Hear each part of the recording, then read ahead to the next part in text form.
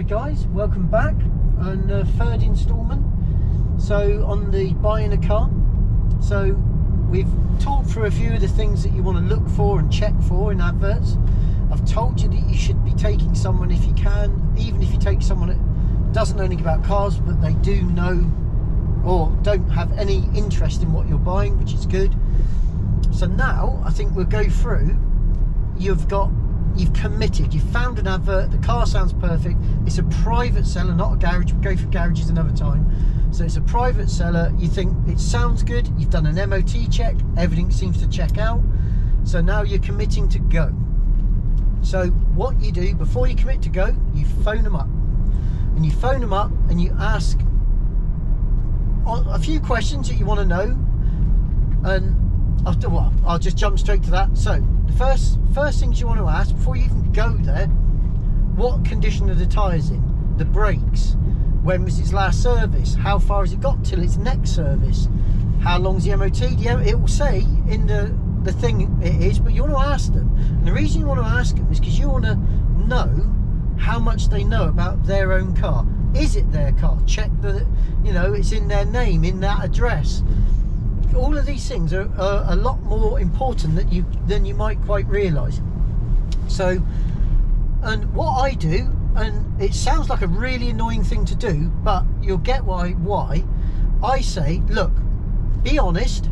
Is there anything wrong with the car, or is there anything that you know it will need quite soon? Now, if they're genuine buyer or seller, sorry, they will be like, oh well, yeah, to be honest, the brakes are getting a bit low, or to be honest, the front tyres might need replacing soon, yada yada yada, because they're genuine and they're honest, and it is their car and they want to sell it. And I always say, look, I'd rather you be honest with me now than I travel 200-300 miles, turn up and go, bloody front tyres are bald and the brakes are knackered, so ask those questions over the phone. Why waste a day of yours, a whole load of fuel, a whole load of hassle, just to find out the car needs 600 quid before he's even turned a wheel? So ask the questions, all the basic questions: tyres, brakes, servicing, MOT, all of those before you've even turned up. So let's assume you've done that, and the guy's been, or woman, either or, has been, let's call it honest, and they've said, let's say there's nothing wrong with it. The car's, no, I've had that where the person said, no, the car's mint, mate, absolutely brilliant, you're going to love it. And that always makes me wonder, because again, as I've said in previous ones, most people sell a car for a reason. There are a few genuine people that are selling it because they have got a company car and they don't need it, or a spouse has passed or have left them and they've got a car to get rid of. But whatever. So you've committed and you've gone to look at this car. Now, as soon as you turn up, just looking at the car will tell you things you need to know. Now, what I will jump back, tell them you want the car to be stone cold. You want a cold start up when you turn up. You don't want it to be warm. You don't want them to have taken it round the block before you get there. So, jumping back, you've now turned up to see the car. Car sat there outside the house, on the drive, wherever it is. First thing you do when you get there, pop the bonnet up, put your hand on top of the engine, feel it. Is it hot? Is it warm? Does it feel? It should be stone cold. Metal loses heat quickly, so if they've just run it around the block, if you just feel the plastic cover, it'll feel cold. But you put your hand down in front of the engine, is there heat coming off it? If there isn't, touch something quickly. If it's warm, then there's an issue. Why have they started it? That car should be stone cold. If it isn't stone cold, be thinking about walking away. Don't waste your time, because why have they started that car before you got there, knowing you told them not to start the car? So anyway, let's assume the car's stone cold. Get someone to stand behind it when you fire it up. Is there any blue smoke? Is there any black smoke if it's a diesel? If it's clear, great. Then meet the person. How does the person come across? Are they trying to force the car on you? Keep telling you how great the car is and whatever else? Or do they just hand you the keys and say, take a look, I'll come back out in a minute? Someone like that has nothing to hide. They know it's a good vehicle. They know they're not hiding anything. If they stay with you, that's fine, because obviously they don't want you stealing it. For, you know, you could, if you got the key, steal it.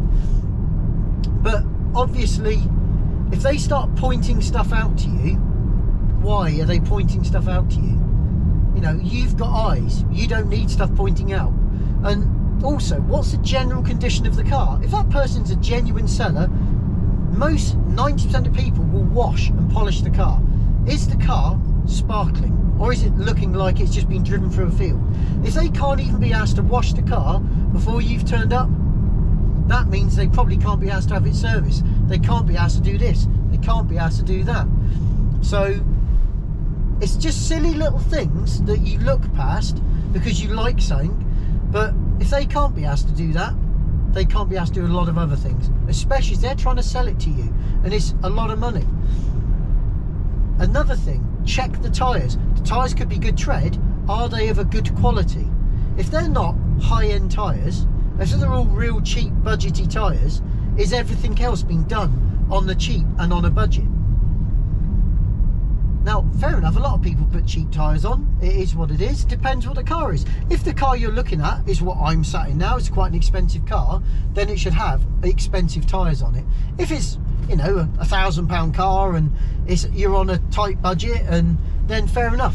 £1,000 car, you know, kind of semi-deserves cheap tyres, because if you can't, you know, if it's a cheap car, why throw £1,000 worth of 4 tyres on a car that's costs the same as what that is? So I get that. So obviously take in mind, it depends what budget you're spending on. So they're just a few basic things before you've even talked to the guy about, woman, about the car and what it's about. What is a person like? Do they feel like they're trying to force the car on you, telling you how great it is?